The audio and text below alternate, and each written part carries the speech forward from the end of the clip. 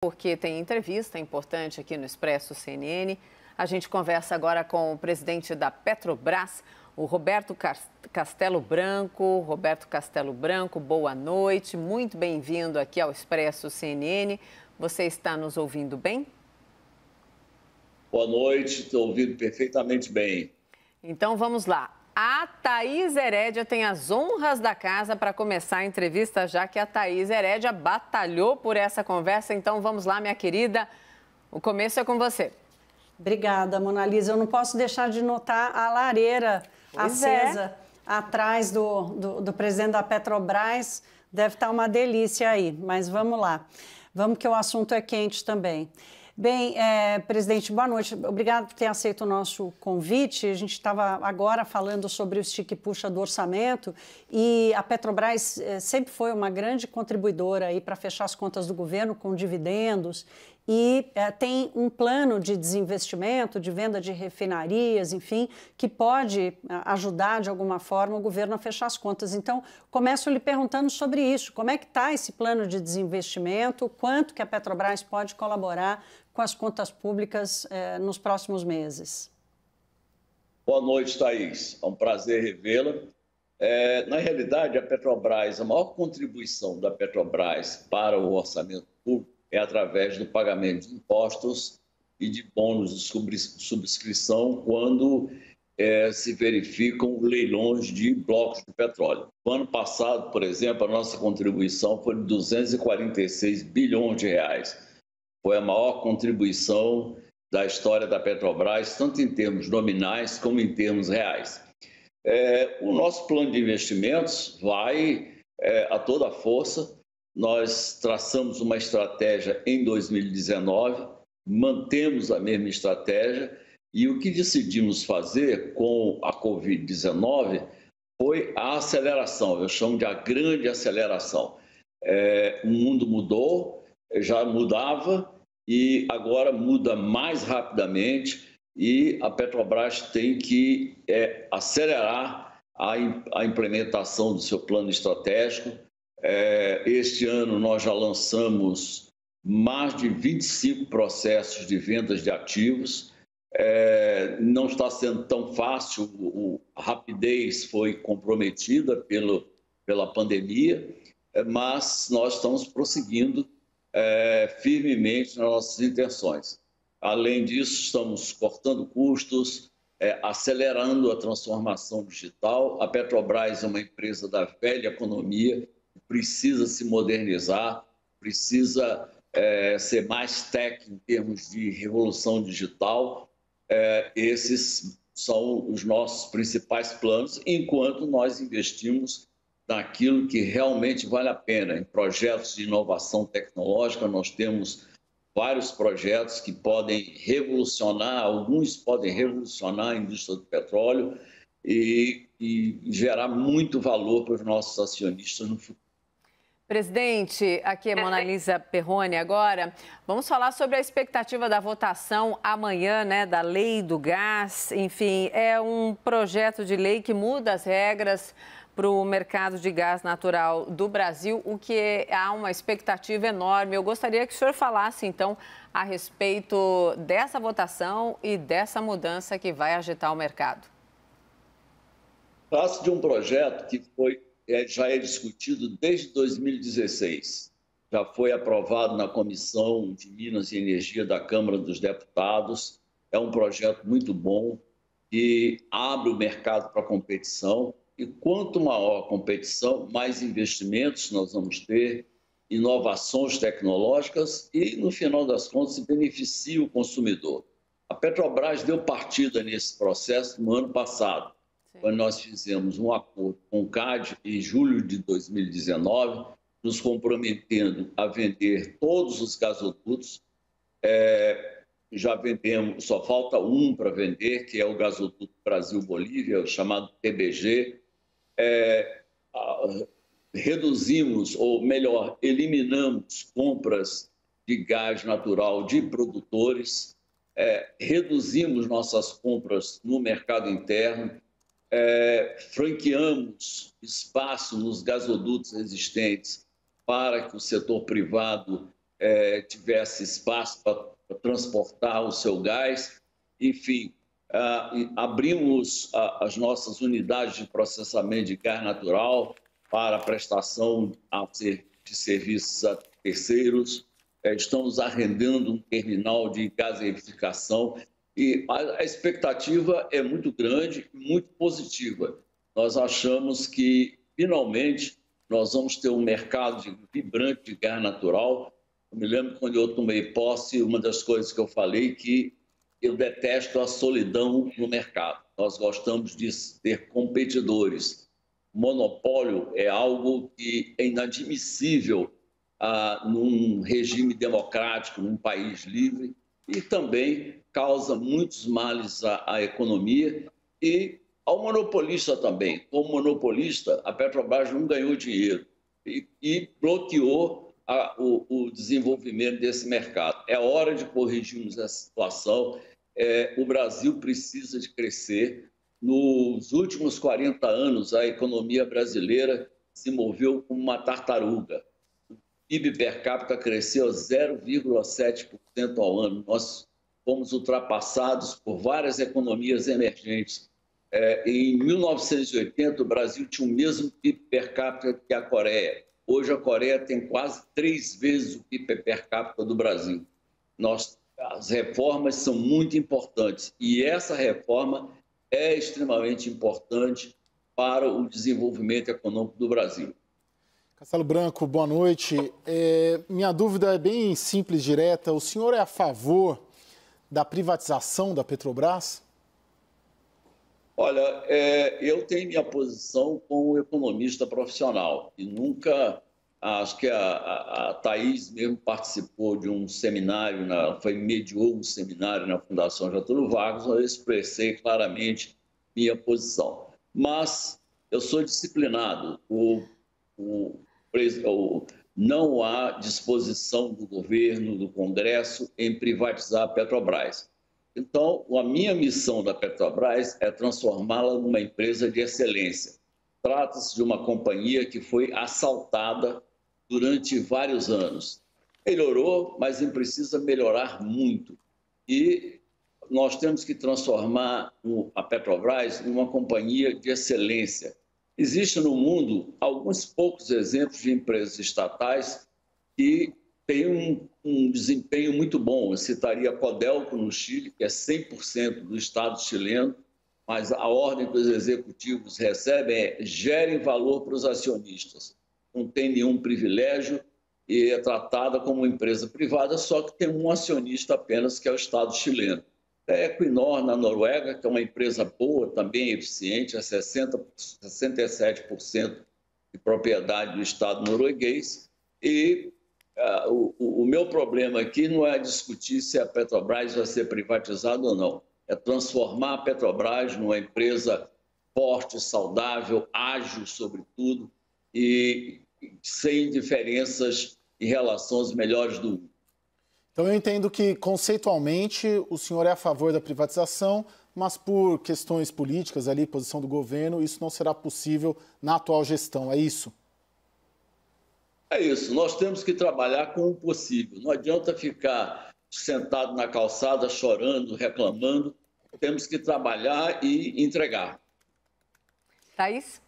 Presidente, o Supremo Tribunal Federal está para tomar uma decisão sobre demissão de estatais que operam no mercado e concorrem com grandes empresas privadas, que é o caso da Petrobras. O caso que está lá é do Banco do Brasil, mas a Petrobras é semelhante ao Banco do Brasil, ou seja, tem funcionários ali sob o regime da CLT, e essa discussão, então, poderia dar uma liberdade de gestão a uma empresa do tamanho da Petrobras, de gestão de pessoas, de talentos e por aí vai.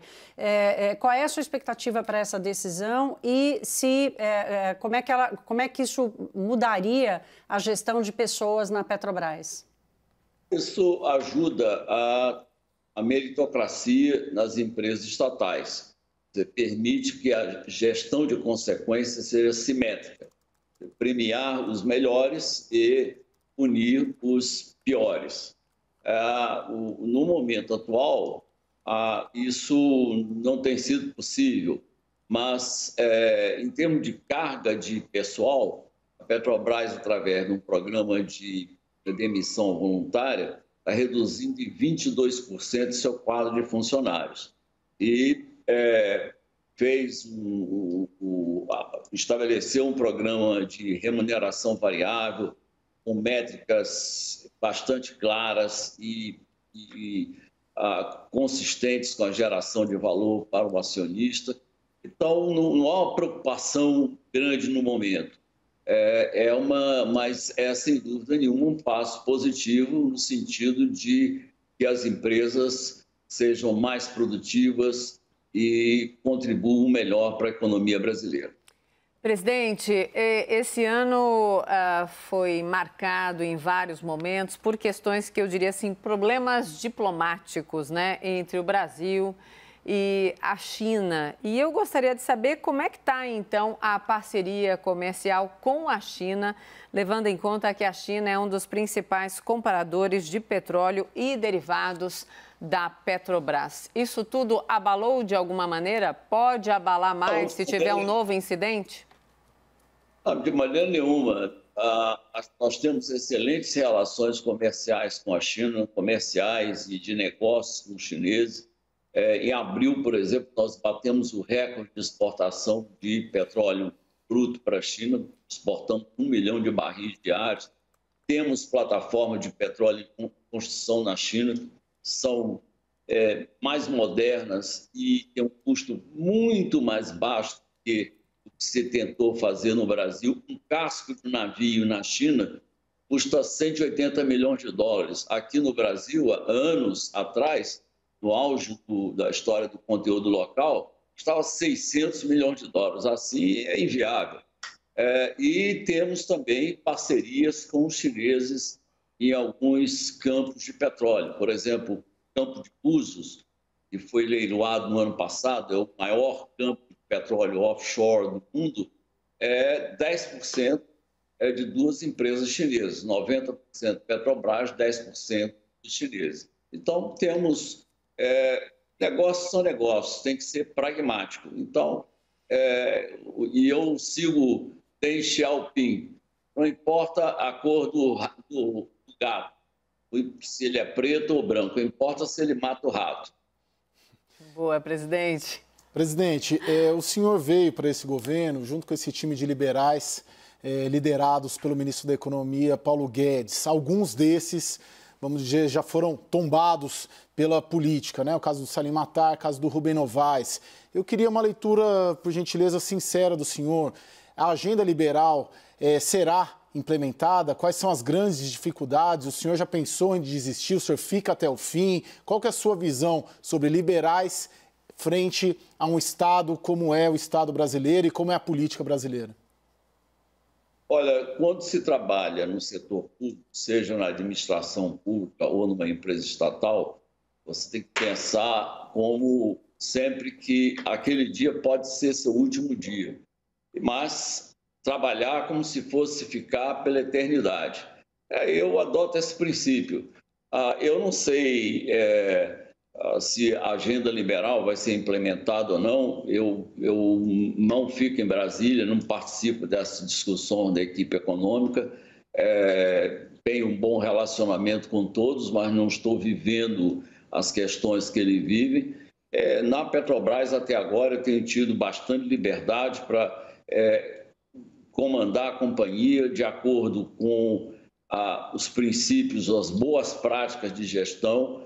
Não tenho tido nenhuma interferência do governo, pedidos para colocar fulano ou ciclano em tal cargo, até a política de preços de derivados, que era um verdadeiro tabu. Eu tenho sido livre, nós temos sido livres na Petrobras para precificar os diferentes combustíveis de acordo com os preços internacionais, preços de mercado. A questão de venda de ativos também. Temos uma boa parceria com o Ministério das Minas e Energia, com o Almirante Bento. Então, da parte da Petrobras, vai tudo muito bem. De Brasília, eu sou um mero leitor de jornais. Thaís? Eu queria falar sobre o preço do petróleo, Castelo Branco, porque houve várias reduções, porque o preço do petróleo caiu muito, agora voltou a subir de novo, porque o preço voltou, mas os especialistas acham que não vai voltar para os patamares mais altos que já tiveram, até por causa da transição da matriz energética no mundo. Como gerir a Petrobras, preparar a Petrobras para essa transição sem perda e com ganhos de produtividade e competitividade? Toda empresa de commodities tem que ter custos baixos para poder sobreviver, vencer e gerar valor para os seus acionistas. Por quê? Os preços de commodities são voláteis. Então, se eles estão num nível elevado, você ganha dinheiro. Se você está num nível baixo, você perde dinheiro. E aí, se você não fizer nada, eu costumo dizer que a única opção é você ir para um templo, seja uma igreja católica, uma sinagoga, um templo protestante ou de candomblé e pedir para o preço subir. Não tem jeito. O preço do petróleo, nós acreditamos que nunca mais voltará àqueles níveis de $100 em termos reais, pelo menos. Nós trabalhamos com preço de longo prazo no máximo de $50 e procuramos reduzir nossos custos. Nossos projetos de petróleo eles têm que ter um retorno econômico para preços de $35 por barril. Então, essa é a nossa realidade. Nós temos que estar preparados para vencer num ambiente de maior competição. Existe hoje uma grande interdependência entre mercados. Nossos maiores competidores não estão dentro da indústria do petróleo, e sim fora dela. Por exemplo, os fabricantes de carros elétricos, como a Tesla. Então, porque esses é que vão nos roubar os consumidores. Então, para enfrentá-los, nós temos que reduzir custos, gerar inovações tecnológicas, produzir combustíveis mais limpos. Por exemplo, nós estamos lançando diesel renovável, que é um projeto de diesel com óleo de soja, mas processado dentro da refinaria e com a eliminação de impurezas. Esse diesel renovável reduz em 70% as emissões em relação ao diesel tradicional e em 15% em relação ao biodiesel que é vendido no mercado brasileiro. E inclusive, não apresenta os problemas para os motores que o biodiesel costuma apresentar, de acordo com reclamações de fabricantes, distribuidores. Então, esse caminho é redução de custos e inovação tecnológica para poder sobreviver num ambiente de preços mais baixos. Sim, presidente, a Thaís falou então sobre preço do petróleo e o preço da gasolina, presidente. 13 aumentos, uma subida que assusta, os valores já estão ali bem equiparados a antes da pandemia. O que a gente pode falar para quem nos assiste sobre isso?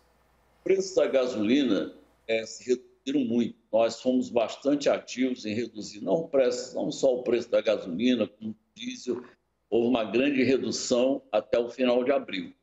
A partir de maio, os preços internacionais da gasolina começaram a se recuperar, porque houve o gradual relaxamento, distanciamento social, as pessoas passaram a usar mais automóveis e a demanda, algumas refinarias, principalmente nos Estados Unidos, paralisaram operações. Agora mesmo houve os preços de diesel e gasolina deram uma subida forte nesses últimos dias, diante da ameaça de um furacão paralisar várias refinarias dos Estados Unidos, que é o maior consumidor de gasolina no mundo.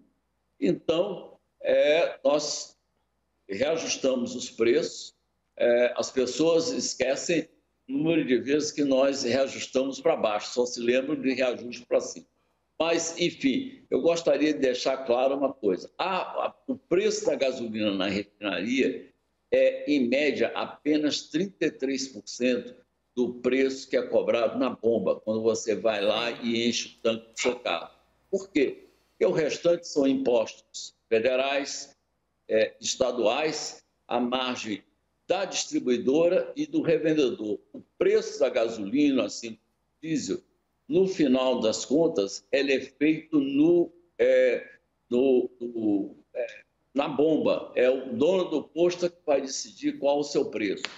E, colocando numa perspectiva global, eu costumo acompanhar uma amostra de preços ao consumidor de gasolina e diesel em 163 países. No caso do diesel, o Brasil fica abaixo da média global. E no caso da gasolina, está ali bem próximo da média global. Tem mais de 90 países que têm um preço mais elevado que o Brasil. Mesmo se você corrigir pela renda per capita, o nosso preço não é elevado.